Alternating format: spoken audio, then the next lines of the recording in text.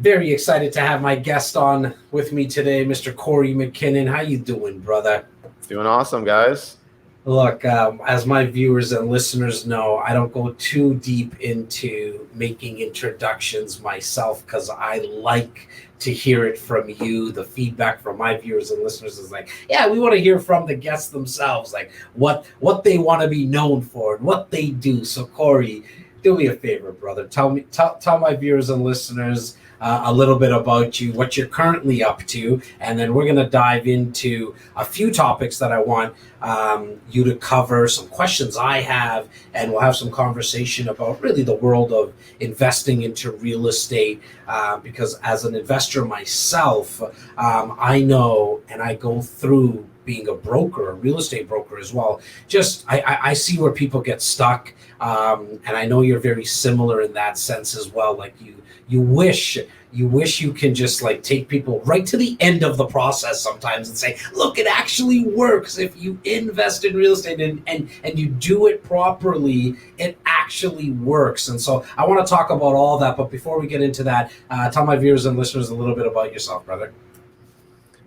There you go. Well, I'm obviously a real estate investor, and I've turned coach now over the past 4 or 5 years. I had a 17-year career in corporate, which was fantastic, but it wasn't my dream, right? I was building someone else's dream, someone else's nest egg or their legacy, and got involved in real estate investing. It's almost going to be 16 next month. It'll be 16 years ago. So, took the gateway drug with a lot of other people. I can actually remember when the book Rich Dad Poor Dad came out. Like I was in college, and my friend that I was in a course with, I went to a school for sports and rec admin because I was a national level athlete. I thought I was going to go pursue work for a sports team or something like that, or own a gym. But my classmate Brad, he was like, Kory, you got to read this book, because there wasn't too many entrepreneurial people in the class. Like there's I think we're cut from a different cloth, as well as most real estate investors, right? Like we're different, we're weird. We like investing and we like running businesses. So he's like, you got to read this book. It would totally speak to you.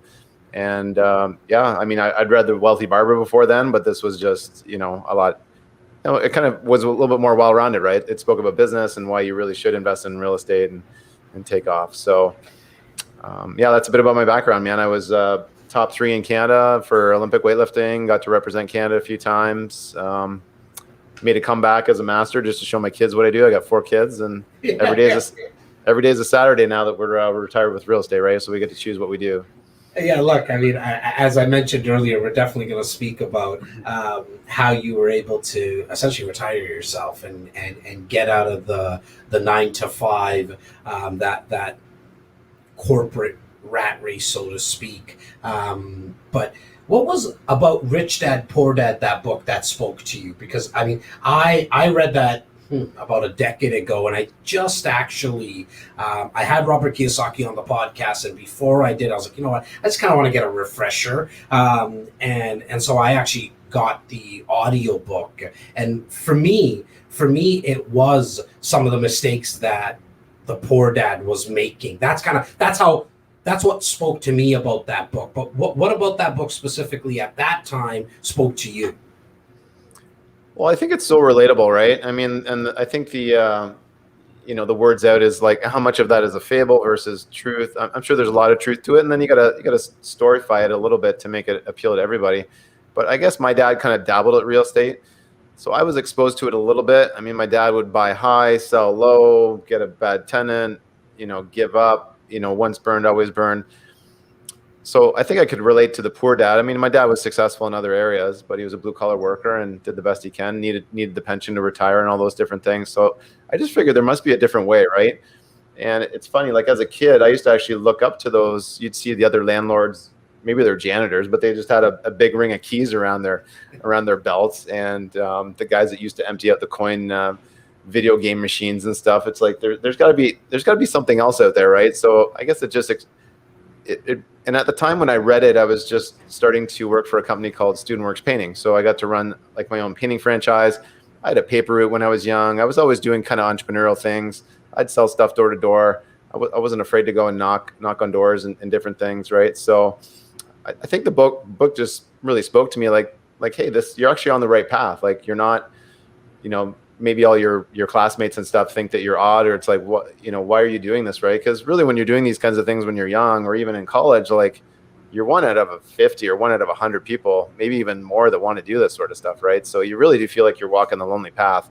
And it's good to know, especially, I mean, there's so many more things now where people can get connected, watching podcasts and YouTubes, like what you're putting out there, Jazz, like following people on Instagram, they're putting out great content.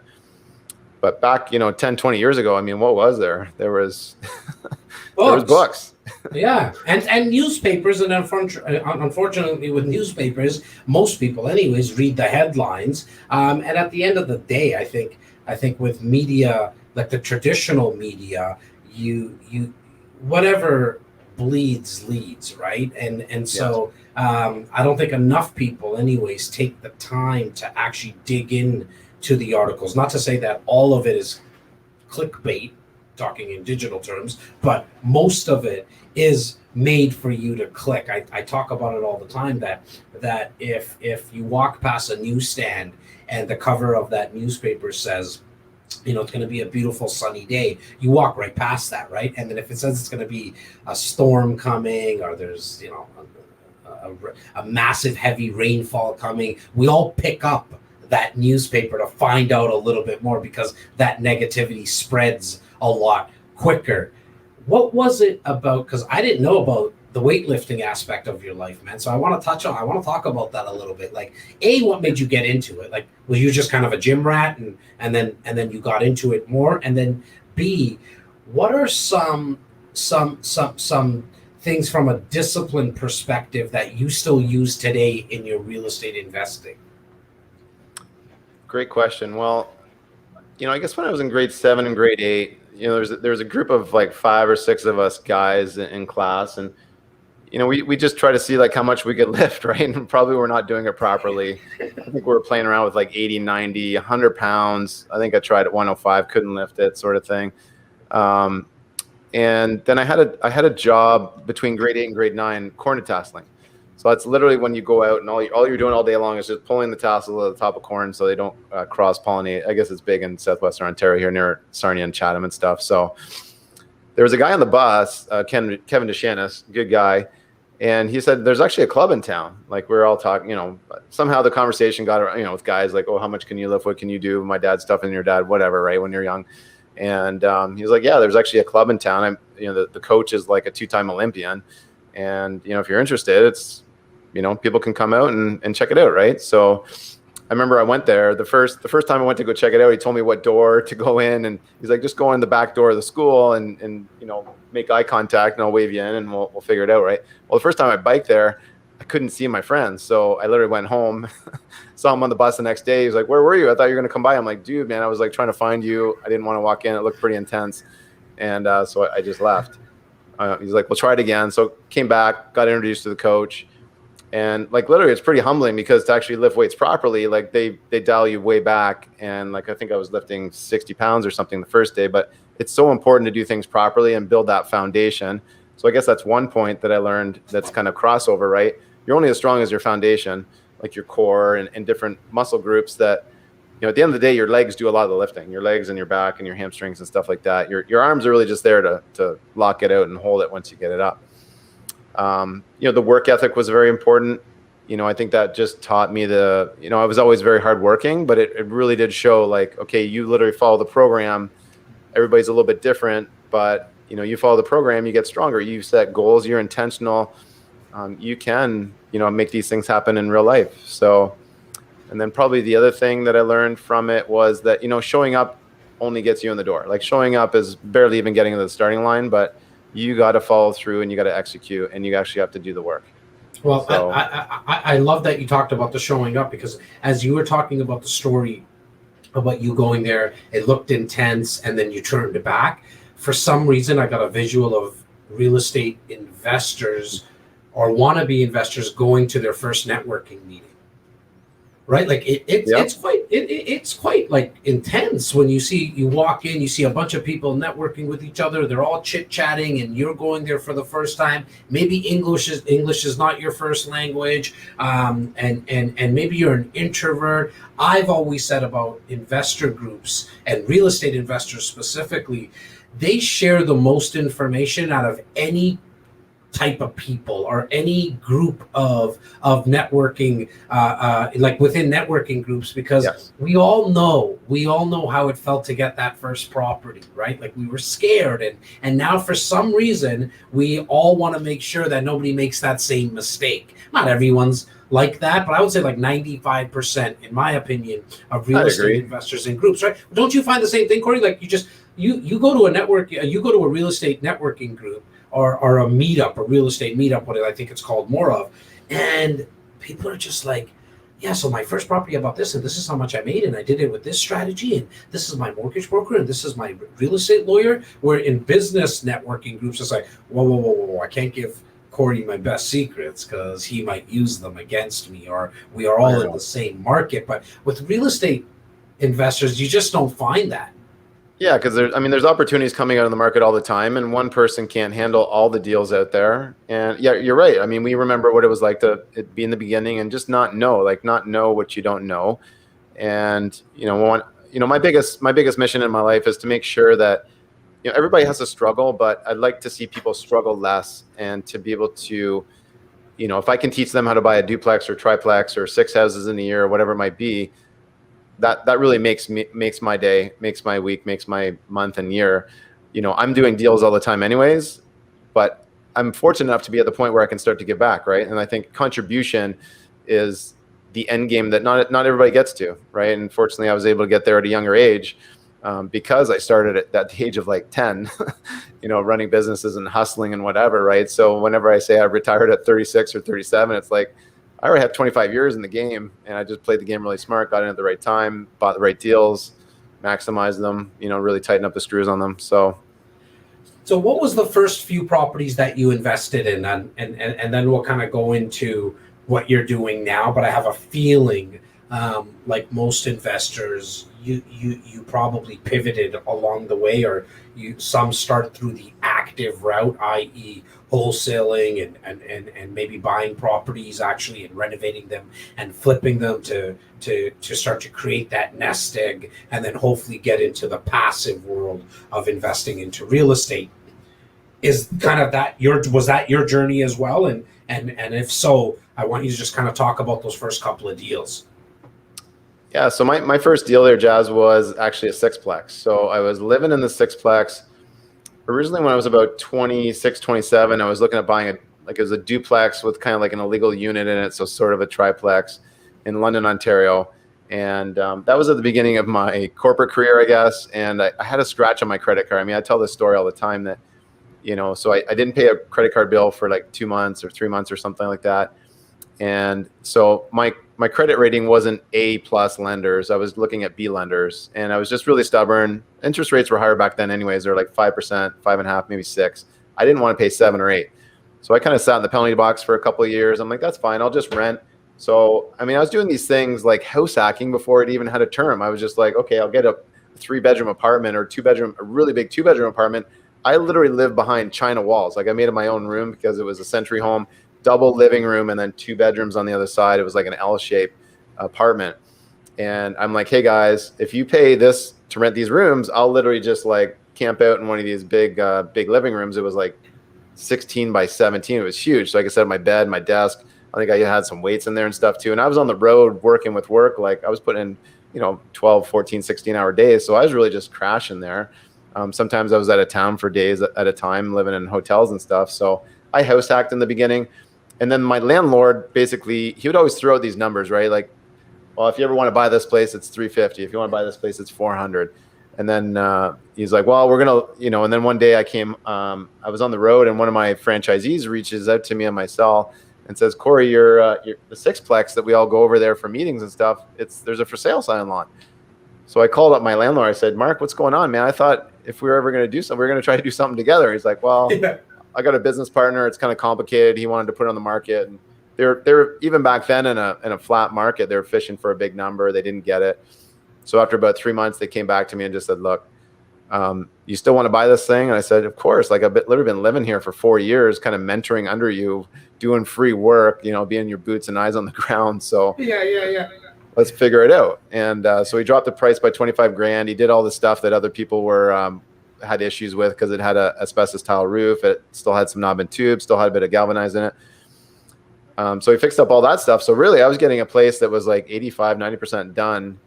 He was really good at doing all that big hard stuff, but he wasn't really good at like totally finishing the units, like just making them look top of market for rent. So that's what I did. I came in there and tightened it all up. That's kind of what I do, is I maximize things.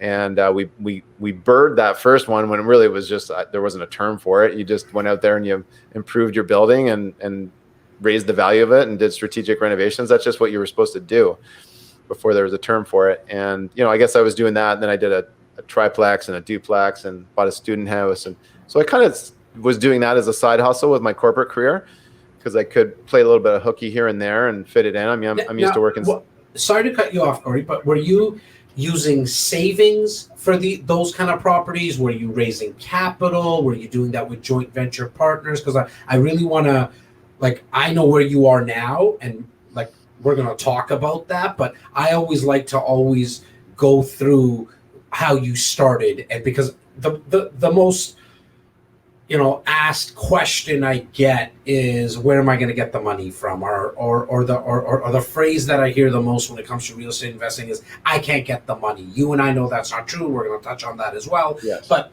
how were you set up at the start? Was it savings, working corporate job, putting away as much as you possibly can, and then buying? Yeah, great question. In the beginning, I pulled out my RSP, so first time home buyer. I did have some savings.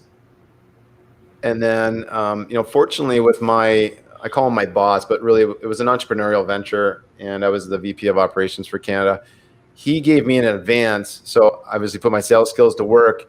I used to loan my money back to him in the company for a 10% return.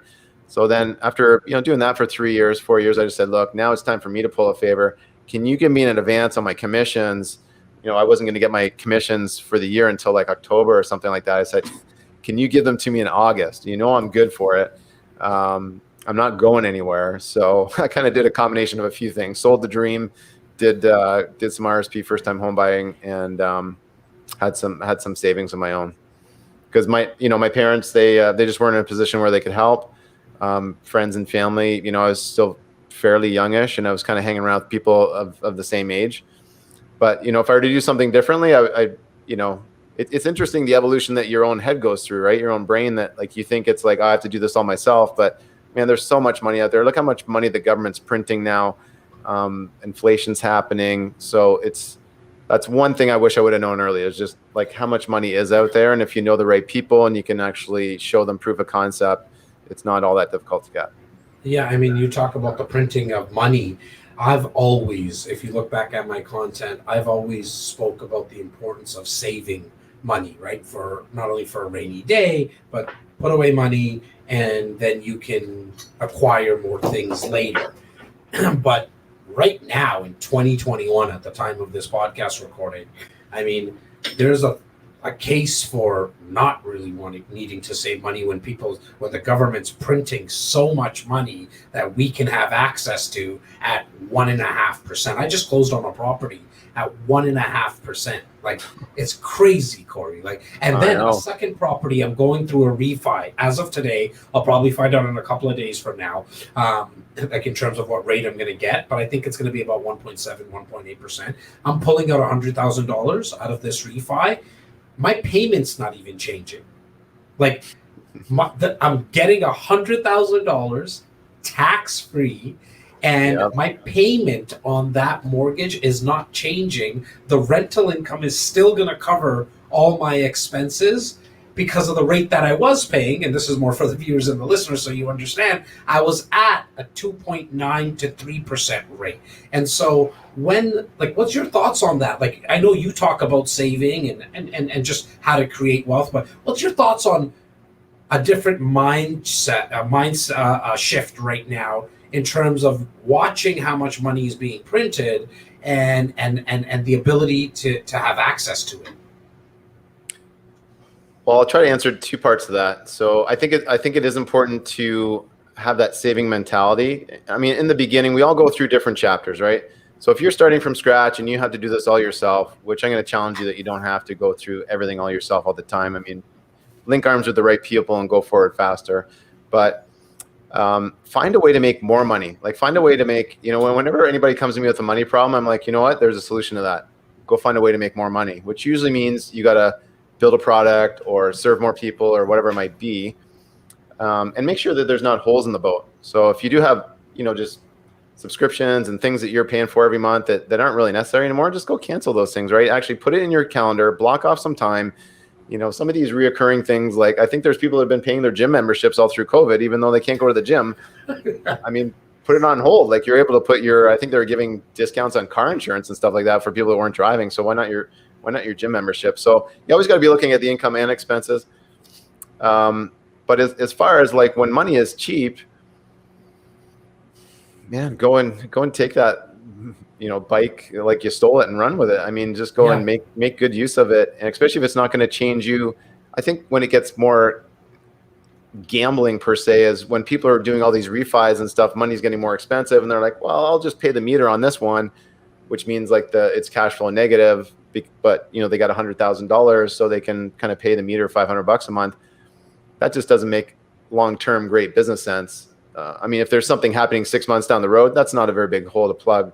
But I think it's more people should be doing this. I mean, if there's debt equity sitting around, I'm going through a bunch of refis right now too. I've got 5 on the go. I'm actually selling one of my properties. We just got an offer today, and I'm always debating like, should I sell it? Pay the capital gains, move forward. But it's just one of those properties where I think we've done as much as we can with it, and we can do more with the money that's coming from the sale than we can when it's locked in. So what helps you determine in your own mind and in your portfolio if you should sell it or you should refinance it? You said you've done as much as you could to the property. Elaborate on that for me, because I'm curious too. Like in Kory's mind, when he's looking at a property, what determines I've done too much with it now? True. So I guess, for people that are into stock investing, at some point you got to rebalance the portfolio. So I'm always looking at what's the actual return on my equity, like my initial down payment that I put into that property. What has it appraised to? So this property was lagging a little bit behind on the appreciation. It was in an area. Sometimes what I'll do if I'm trying to make more profits on a property, I'll put in a furnished unit, or I'll furnish the property, do something medium-term rental, because you can typically get 50% more rents every month by doing that. So this one just wasn't checking like those boxes, right? So I just figured, I can take that money. If this one was making 15% or 20% cash on cash every year, I could take that money and put it into a better product in a slightly better part of town where I might have a few more strategies I could implement and make 25 or 30% per year on that money. So I guess there's a few things. I mean, the property didn't need a ton of work, but it was coming up to some capital upgrades, and I don't like to be one of those people that totally milks it dry. I want someone to still have some life in the roof. I want them to be able to take over the property. I usually get good deals on my properties, so I like to make sure there's still some meat on the bone for the next person too, and they don't get left with a bunch of problems. Yeah, I love that mindset, right? Because as an investor, when you're looking, you're hoping to have some meat on the bone as well. I think if more and more investors thought like that, and not to say that they don't, I think it's just easier to put deals together, because then you become known as the person to leave meat on the bone. As another investor, I'm going to go try to find a Kory Mackinnon deal, because I know you're not trying to squeeze every little drop of juice out of it before you give it to me, and then it takes more time for me to kind of grow wealth in that property. You mentioned student housing. How much did you flirt in student housing, and is there any properties that are in your portfolio now when it comes to student housing? Yeah, so I had a couple student rentals in London, Ontario.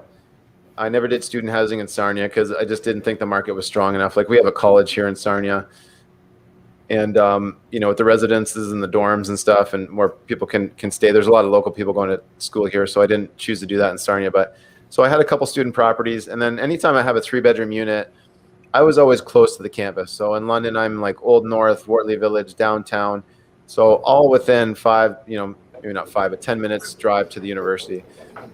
So I would rather rent a 3-bedroom unit to a student, like PhD students. I'll call them geeky, studious females or males, whatever it might be. and make sure that they're not the party groups, right?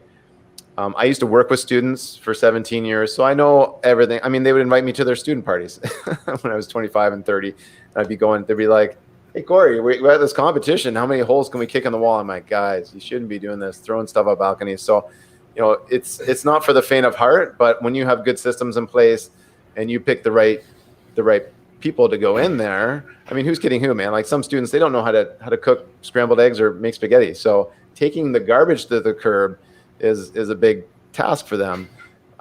We used to do things like bring in a cleaner once a month, and they could kind of help to give us intel as well, and how the property is being taken care of. And you definitely book the cleaner after, like, St. Patty's Day weekend and things like that. It makes, when you got to re-rent it in February, March, April before May 1st, it makes your life a lot easier if it's clean.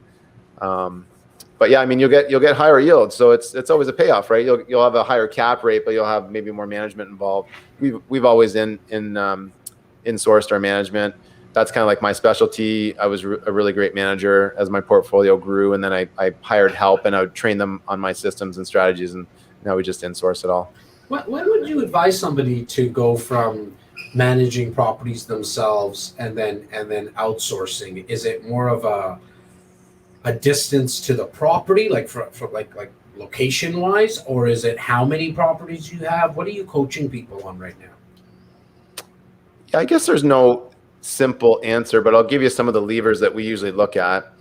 So the first one would be, what kind of personality type do you have? Are you the kind of person, like I profile as like a typical CEO? Like I'm very good with managing people and projects, and I can get in the weeds and get into the details just as long as it's not every single day. So I'm pretty well rounded. I'm good at reading people, good with HR, and HR is really highly correlatable to picking right tenants. But if someone is not like that kind of a personality type, if they're just more of like a visionary and they're just going fast and breaking things, and they may not be the best landlord because they're going to miss the details, they're going to miss the subtleties. They maybe went with their gut when maybe their gut doesn't always give them the right answer, or they're having an off day or something like that. So, if you're the right personality type, then I think you can manage a lot of rentals. If it's similar to your day job anyways, and some of your strengths and skills. But if it's not, you might want to get into property management right away, fairly early on. Maybe get your feet wet with the first property, or link arms with someone that does know how to do it. So you kind of know enough to know what you should know when you're interviewing people for a property manager. Distance, if you buy a turnkey property, you can probably manage that thing from the other side of the world. If you have, good systems in place, and you got, like August locks on the doors where you don't have to go and exchange keys and all that sort of stuff. But if it's, I did some pretty heavy burrs, and only being an hour away sometimes, like that was far, and it went slower because I wasn't around to check up on an offer. It's like, well, I should go there once a week to see how the contractors are going, but, baby's crying, somebody's hurt, spending some time with family, whatever it might be. So I think it's an evolution, right? I mean, obviously in the beginning, I think you should try to be closer to your properties versus further away, depending on the team members that are on your team. And, get something a little bit easier to manage in the beginning. Like if someone's going to go and do a really complicated, really big gut job type of a property, you'll get a big lesson in the beginning. You'll learn a lot, but there are maybe easier ones to segue into first before you get into some of those really difficult ones.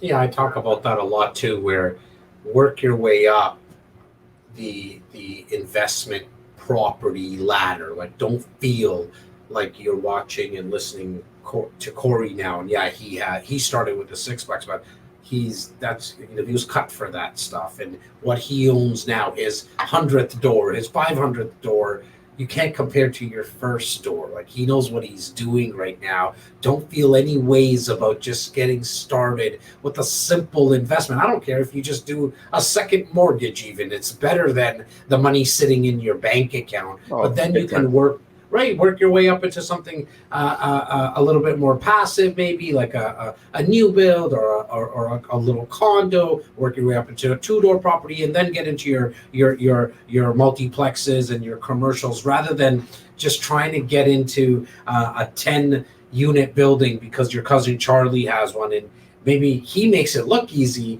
but that doesn't mean that it's going to be easy for you. I mean, another posts that I just put up not too long ago. Got a bunch of feedback from it. In fact, you gave me some comments on that as well, and that kind of made me think, oh my God, I've never had Kory on the podcast. I got to get Kory on here. Was talking about the shiny real estate investment object, where people start to think about, okay, I want to invest into multiplexes, and then a mortgage investment comes and they're like, okay, let me look at that now, and then a new build investment comes and then they run to that, but they never actually pull the trigger. How do you coach someone through that? Because you get that 1,000 times, you've seen that 1,000 times, you probably had it at one point, we all had, but how are you helping people through actually taking action and pulling the trigger? Well, what we do, Jazz, is before we, in the first week or two of working with someone, we actually make them do, unless they're more of an experienced investor. So if they're like very new, they've never done a deal, we'll say, look, I want you to actually research every strategy out there. We actually list them all in a spreadsheet, research all these strategies. I want you to go find who the top players are in them. I want you to be able to, explain the strategy in great detail and, the pros and cons. I want them to know everything about it. So, and then from that, I say, okay, after you've done your research, because I don't want to just give it all to them. I'm like, look, just go on Google and YouTube and research this stuff for a few hours, a couple of days a week. Once they do that, then they usually are getting more clarity. And from there, look, we're basically going to focus on one strategy for the first 6 months. Because again, focus is so important. It's so important. And I bring up the analogy of, people ever saw any of the Rocky movies, right? I mean, he's running around. Part of Rocky's training was to catch these chickens, right? And he wasn't catching them. Number one, he wasn't in as good shape, but he's probably trying to look at all 3 or 5 birds all at once, and he can't catch them. But when he actually got in better shape and he knew what he wanted, he would just focus on one, and then he could go grab that bird. Or some people have heard the saying of, if you try to catch 5 squirrels or 5 rabbits, you're not going to catch any. But if you focus on one, you will catch them. So I think focus is so important. It's such a noisy world out there, and people are getting distracted left, right, and center. These smartphones do not make us smarter; they make us more distracted than ever. I grew up and same with you, I'm sure, where we grew up before. We had flip phones, and then it went to you were lucky to have a BlackBerry and you could send some emails. There wasn't even texting at the time, but emails were kind of like texting. And then I can still remember when I got my first text, but I think we've evolved through it, so we know how to handle some of the distractions a little bit better. But man, I feel for my kids, they're this online learning, what do they want to do on their breaks? They want to just stay on their computer and just stay on the screen. I'm like, get off the computer, man. Let's go move. Let's get up and do something. So yeah. So long story long, I guess you just got to be focused on what you want. Make sure it lines up with you as a person. Wholesaling is not for everybody. Flipping is not for everybody. Some people really want to do a vacation rental. Those are crushing it this year for sure. Everybody's staycationing. Not developing Kory, so you're looking at somebody, when you said wholesaling and flipping. First of all, I didn't even put these shelves up. The listeners can't see, but these shelves I had. My VP, who used to co-host with me as well, Laura Stewart, she put all this stuff up. I'm not that person. I know that about me. I also know that if I buy a home and I do some renovations and I flip it, I'm going to make an amazing return on it. They're out there, but that's not for me. In fact, I invest in the most boring type of investment, and some would say that, look, your returns are not as high, Jazz, because you're putting it into a new build condo and you're actually not seeing any cash flow. I get all that. But for me, I'm way too busy. I got way too much happening in my life that I just want to park some of my cash. I park it into a new build. It gives me the flexibility of putting the down payments over time. And also, I don't need to get a mortgage for these things until they close.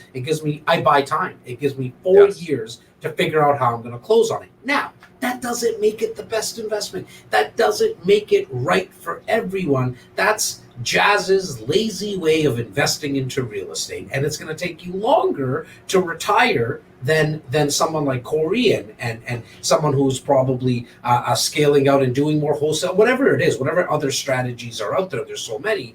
But I focused in and I'm growing my wealth with just the one type of strategy. I dabble in the others, but I really don't do much more than just buying some condos in downtown Toronto, renting them out. Because when something breaks, I can't fix it. I have to go send somebody, right? And so for me to get a tenant also, because I'm in the business, I can find a tenant quite easy here in Toronto. If I had Yes. to go look for a property manager outside in London or in Sarnia, I don't know those markets, right? And so what I'm really hoping I'm articulating and we're articulating to the viewers and listeners today is focus in on what you're going to like. I love what you guys do at your company there, Kory, because I love you making people go learn about all the strategies, making people understand it to the point where they can teach it to someone else. Dr. Stephen Covey, the late great Dr. Stephen Covey from Seven Habits of Highly Effective People, said that the best way to learn something is to teach it because you learn it twice.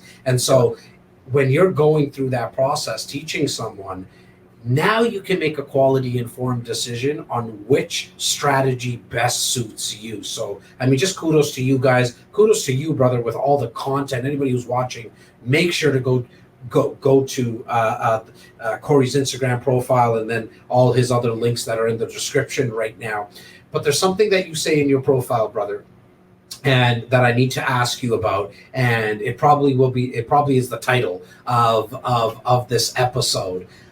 You have it in your profile, how you help people to retire from their 9 to 5s. Walk us through this. How does someone actually retire from their 9 to 5? Well, usually I'm attracting the kind of people that don't like their 9 to 5. Like I guess when someone isn't enjoying their 9 to 5, like I really enjoyed my corporate career, right? That's why I stayed there for 17 years. It was very entrepreneurial. It really lined up with my personality. I was in the right seat on that bus, and I had, some decision-making power in the company. But, for other people, it's a tough racket, or they're in the wrong career and they don't want to, re-educate and all those different things. So we basically work on cash flow strategies with them, things that will bring in that money every single month. Maybe it's burring, maybe it is furnished rentals or something in between, or a hybrid of both. So that they can start to replace that daytime income.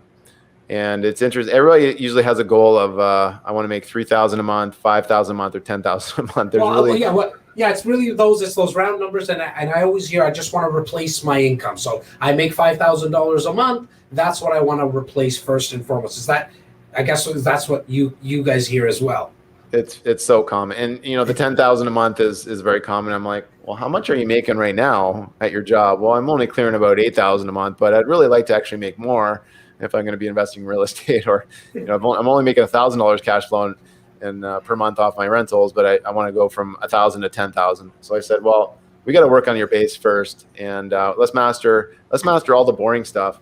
Let's master the things that you don't think are going to make you money, all the soft skills, whether it's communication or negotiation or effective day timing or team building, all these different things, right? Like when it comes down to it, when I actually go on Zoom with a student and I go, hey, let's just look around, within 2 hours of where you live, and we'll find deals. Like, I'm like, look at this. This is a 6 cap. Let's make a call. Do you want to hear how it sounds when I call a realtor and what we talk about? And it's very conversational, and it's not like, oh my gosh, like you have to be so groomed to do this. It's like, no, you got to be intentional on what you want to talk about with an agent. You got to have a strong introduction so they'll actually take you seriously, and then just get them talking, and hopefully you can get a couple nuggets about the property or why it's being sold or whatever, and see if it's worth making an offer on. Always tie it up and then go see it later, because moving is inefficient.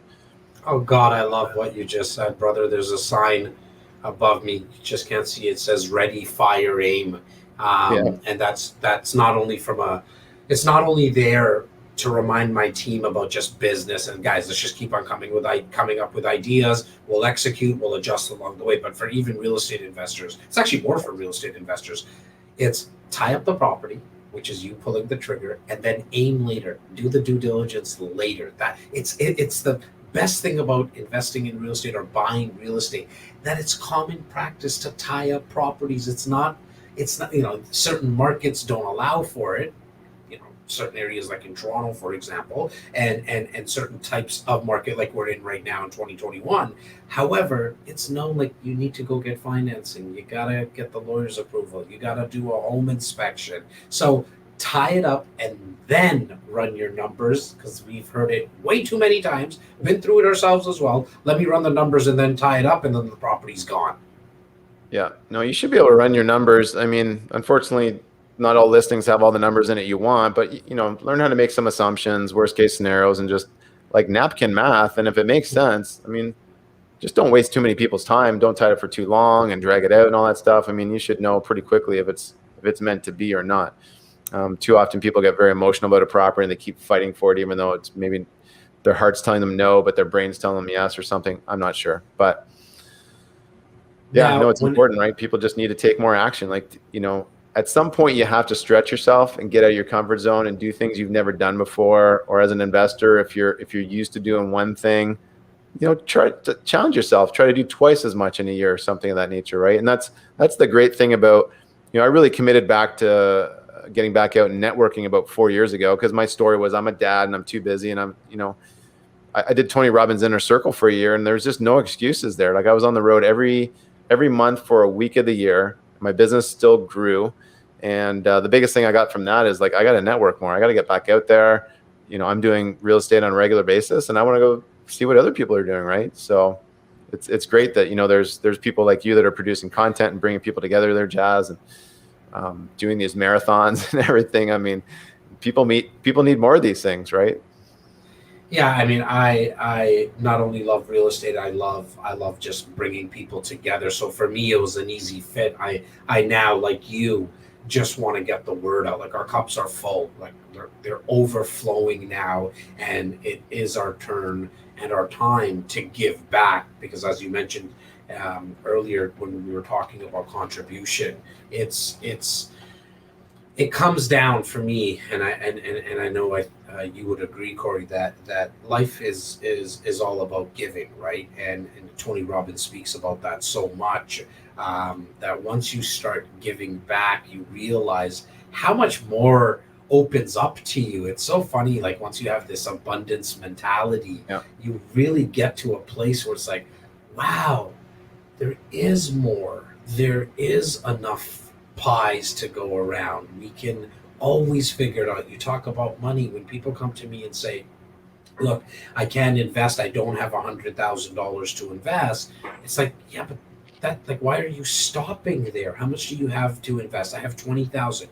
Great. We need 80,000 more. Can we find two people with 40,000 each? Can we find 10 people with $8,000 each? Or, Yeah. 10 people with $4,000 each to get the other? Like, there's so many ways to look at it. But if you just come at it with, oh, I don't have the $100,000 to invest, you are going to fail, because you haven't even got started yet, right? And so, just talking, I mean, I love that topic about abundance and giving back.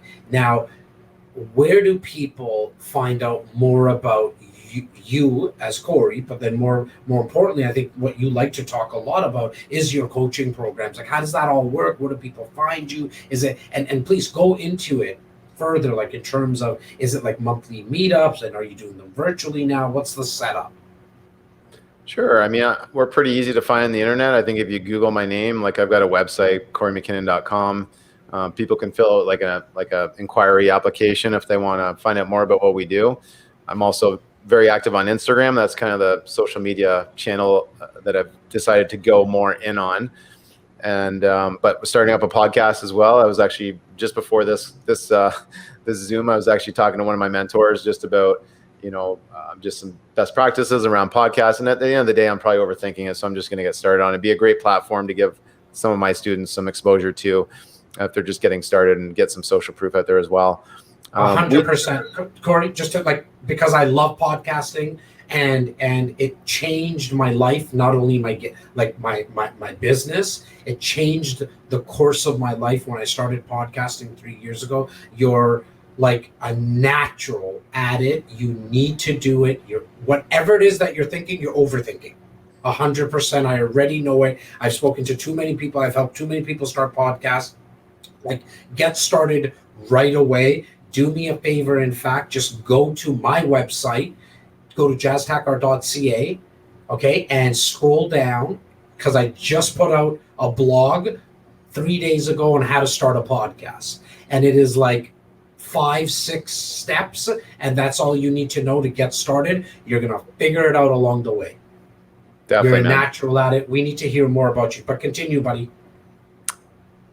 Cool. No, thanks for the encouragement. I really appreciate it. And so I like to do longer term experiences with clients. So we work with them for 12 months. I used to do 6-month coaching, and then 75-80% of people are renewing up to 12 months anyways. So we talk with our students almost every single week. There are some holidays and things in there throughout the year. We bring them together 4 times a year. That's been a little bit more challenging here with COVID. So we were doing some virtual events. I bring on guest speakers every single week. They can, there's Ask Kory Anything type days, but really it is individual as well. So it's not like it's cookie cutter. We're looking at that person's personality profile, their skills, natural innate abilities, and then how that lines up best with their real estate goals. And then we're working with them through it to make sure that they're going to be successful, way more successful than they could be on their own. We're looking for motivated people. Like, we want people that want to go move the needle, right? Just because somebody can go write the check doesn't mean that they're going to do well. Like, we want to see people that are very motivated to succeed. They've shown they've got a track record of succeeding in past life, or they've already been a successful real estate investor, and now they're kind of hitting a wall, right? They just don't know how to kind of get over the hump and finalize burning that day job per se, right?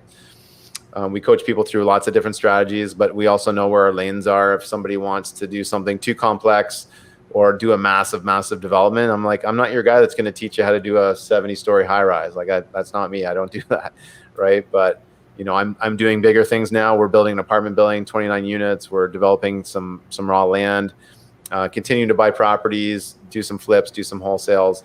For me, it's just fun. Like, I'm going to be doing deals until I die, right? It's like, my wife's a teacher and she talks about retirement, and I'm like, this stuff is just fun. Like, when you're making profit, you're making an impact on other people, you're serving a lot of people, you're doing a lot of good, you're providing good quality housing to a lot of different people. Even my staff, right? Like, my people that work in my property management company, they're like, we so much like working for you compared to when we used to work for more of the student rental landlords that just didn't care about their properties. Like, there's a lot of pride in what we do here. So, My man, congratulations on not only the success as an investor, not only on retiring at such a young age, but now actually giving back. And for everybody who's watching or listening, do yourself a favor. Go to this man's Instagram profile. I could tell that that's your choice of platform for social media, because it's just very colorful, and I love kind of profiles like that. But it's just you with these 2, 3, 4 minute quick tips and videos, and it's a lot of positivity, and that's the virus that I like going around. So I just wanted to say, thank you, brother, and also congratulations once again on all the success. No, thank you to you as well. I mean, people like you are an inspiration to me as well, and I'm seeing your channel growing very quickly too, and you're producing amazing content as well.